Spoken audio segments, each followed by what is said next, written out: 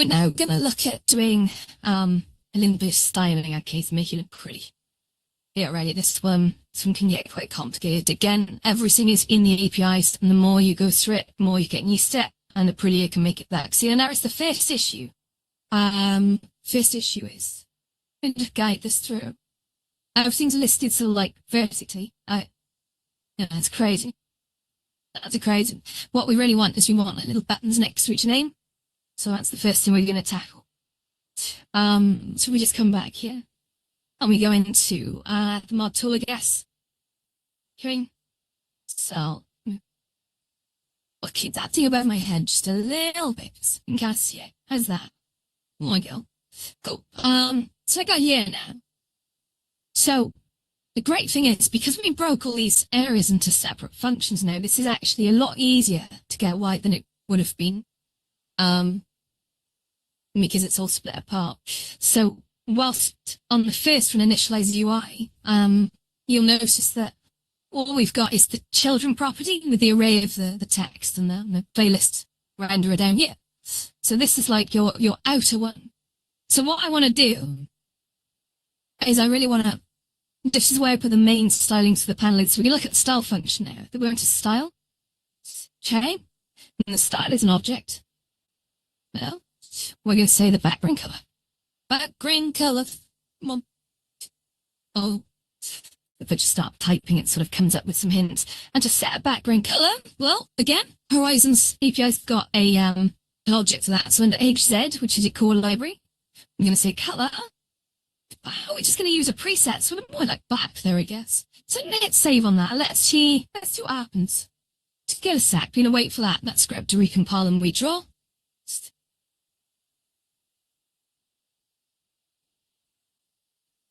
Oh, interesting.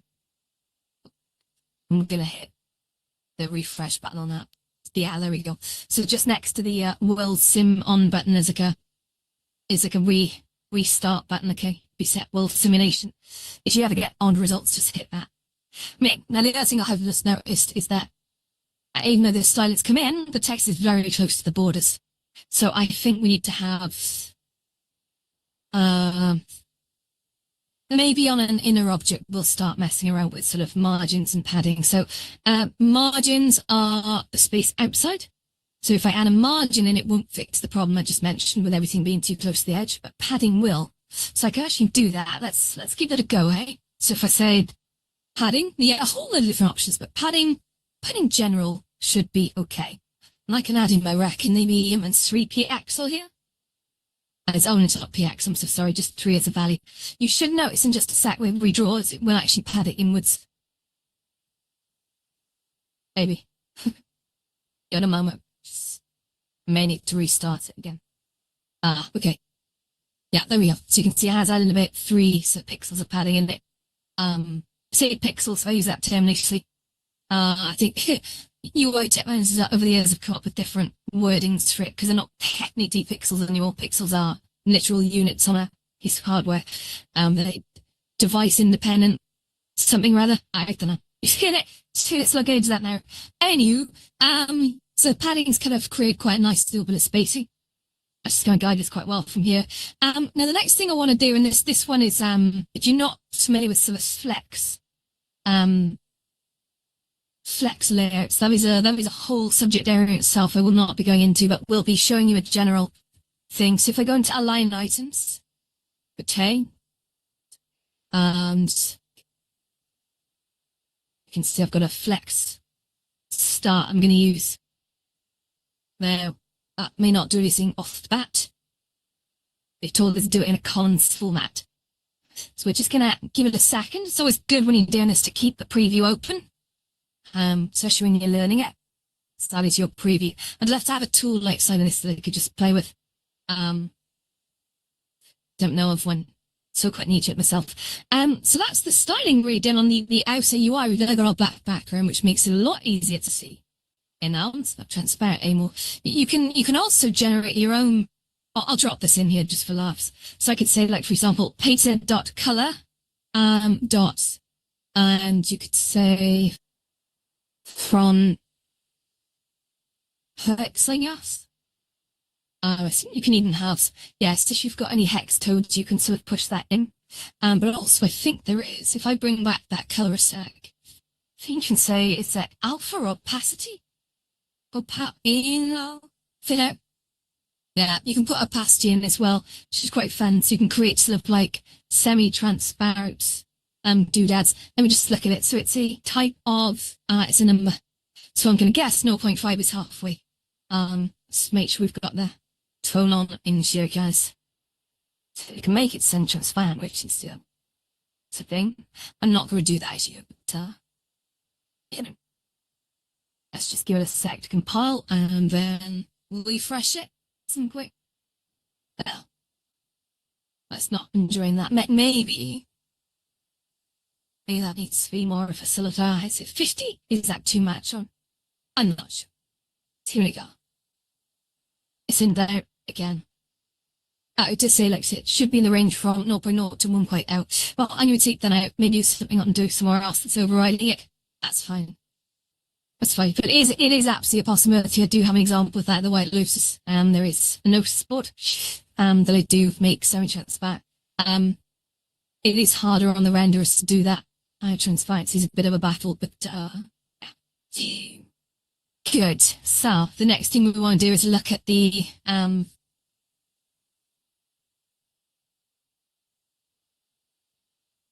in the player options section, or no, player list, I think is probably the next bit we need to look at. So here I think, oh, actually, do you know what? My head was in the wrong space. I'm so sorry. So I'm going to take out the flex start bit.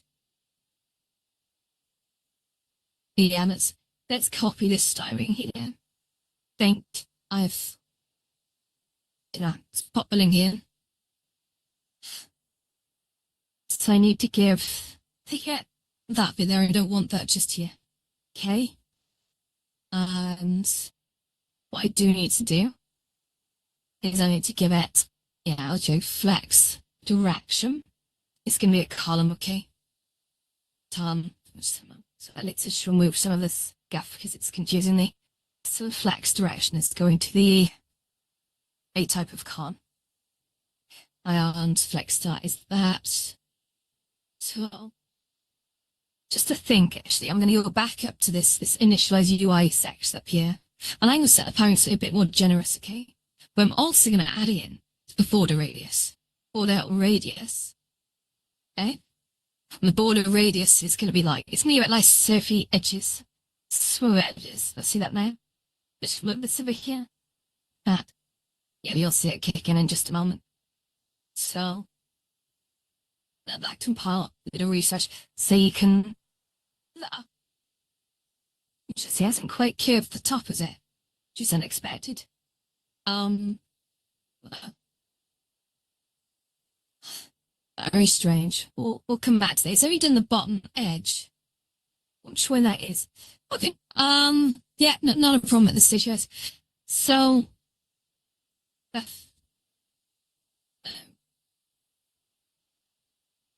the next bit we're going to do is we're going to wind ourselves down to each option. And everything we need to do here. So even though we've said, right, on the player list, the flex directions, the column, I want each item to be in column of form. I'll go down in a column. The actual items and the sub-controls are going to be rows. You see, this is a bit of headwork, though, if your brain's falling apart, don't worry. Let's clean it. Took me a while to get a whole hang of it as well. So if I now just paste that style in, actually that's the whole section, my bad. I need to find the end of this child domain, which is right here. So if I now just do this, paste that in there, and let's see what the effect of this is, guys. It's going to go through for sure. I'm sorry, let me just minimize this. I don't know what's accurate at the beginning. Right, so you can see now that everything in here is kind of in the right shape. It's down to the right shape. We've got a user on a line followed by the buttons. And if I was to come in and preview this, we can actually see if I zoom up on that. Got a repetition. And again, as the builder, I can't do anything here, but if I was me, I absolutely could. I can run up to there and press buttons. So if I just escape there. And just come this way. Okay, if I now jump back into here. So I think now what I need to do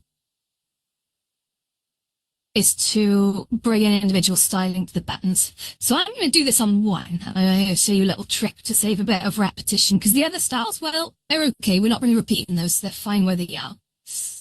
But for these ones, I'm going to have to sort of copy and paste those 3 times, which is going to get awfully boring. So if I look for, it's going to be just below the on press of the kick. Okay, so it'd be just put a new line under there. So then render player option. So I'm going to bring in a style. You can put styles and bloody everything in here. It's really strong, provided you know how to use it. So it's a bit of learning. So what we're going to say is we're going to say margin left, I think. We want to space it only on the left margin of each button. So we're applying this to the buttons, okay? This is the first press of all the kick button on every item. So we say, yeah, margin left should be 10. Then, just realised I'm missing a comma. There we go. It's happy you know. And don't worry about getting screwed up with these things. Do keep backups of files as you work, Sheena. Can't say it enough. Okay. So we've got our margin left now. If I do this, just hit refresh. You should, if it's worked, which it may not have. And I'm going to have to come in every single like change. I'm going to have to keep refreshing it. There is a bug at the moment. Well, I know also that I want to put like a ring around it to make it more obvious than it's a button. So what I'm going to do is I'm going to say, sure, border radius, that's what we did on the main sort of box. We're going to put in a border radius of 5 is a good guess. And then we'll say, well, the border wedge needs to be visible, okay? So we need to give it a width. I shouldn't have width. We're just going to make it subtle, okay? We're going to give it a 1 there. It's just going to have like a nice rounded corner border on it. And also it needs to have a colour. So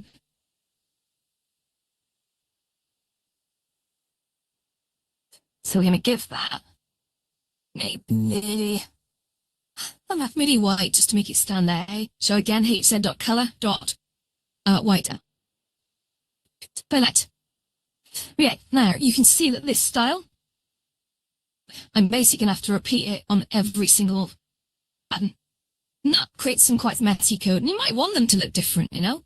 And that could be an absolutely valid thing that you want to do. Just throw in there, commas on each thing. But what I need to do is I'm going to have a look. What is style? Style is a UI view style. So let's try getting a little inventive with this. If I go to the top of this function right here, and I say const button with style, well, we make it equal to that. Does that? I'll say UI dot, is it view style? Yeah, view style. Great. That. And that's kind of almost disappeared off the screen. We could actually do some pretty cool stuff like this. If I just give it the hint, but I want it to do that. Yeah, no, it's whatever you want really. But the button style, I'm actually going to now bring that and say style is equal to button style. Is equal to button style. Oops. Yeah. Turn. Blame just there. So now I've basically encapsulated that little bit of logic then. Over here, you can kind of see that sound. Let's take an effect now. Look, we've got the spacing. We've got the kick, mute, and release. Then the padding doesn't seem to have kicked in. So I'm going to add a padding thing. Just, yeah, please a little bit of space. So I'm going to say, we've got margin left going on, but I want to see like padding left is equal to maybe 3. Then I want to say padding right is equal to 3 as well. So when I save that now, is hopefully will kick in at some point. You should see. And yeah, that'll be, yeah, it's now put a little bit of spacing in just to make them a bit tidier. But they still function as pressables. And if I kind of minimize the code editor for a sec and running, you can now see if I just sort of come around here. Yeah, it's much tidier. Again, if I press buttons, it shouldn't go anything. It's great. But likewise, if I come stand back here, I'm sorry, I need to actually preview from here. So, and then if I, as me, come around and I hit Array Builder, I'm going to kick you, go to jail. See that? Hey, again. Great. Sit that. Hey, but it's okay. It's a non-collidable jail. You're doing okay. So if I just sort of come around to about, yeah, we'll sort of plump myself below that. Great. Star. Come here. So that's wonderful. So we've now just done some styling that's created that. And basically every item there, every player, is like, it appears in like a column format. So it goes top to bottom. You can see them stack here on top of each other. But then the actual individual buttons that appear on the same line are in a row.